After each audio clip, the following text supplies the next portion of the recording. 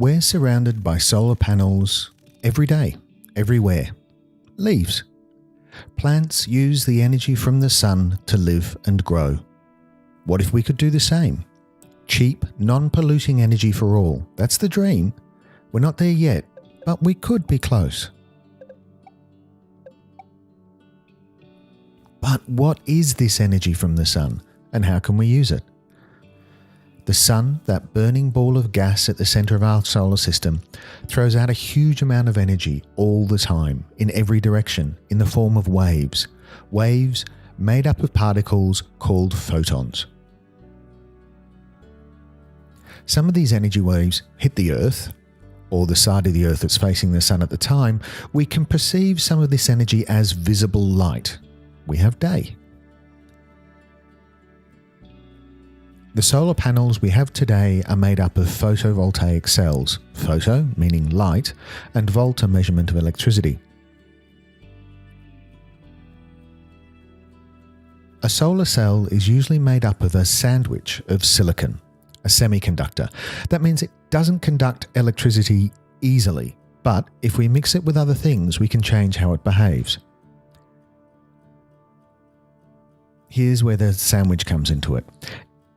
If you put together a layer of silicon mixed with something like phosphorus, which has more electrons than the silicon, it becomes more conductive.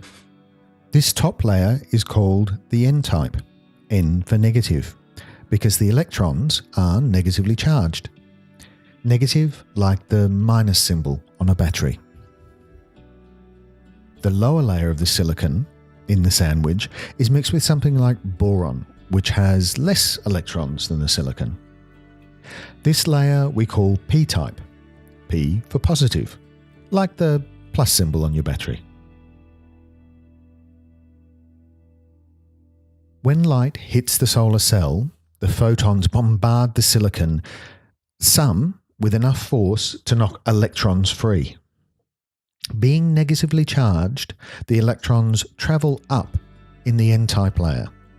The hole, which is left, is negatively charged and travels down. By connecting a wire from the N-type to the P-type layers, it allows electrons to move from the negative towards the positive.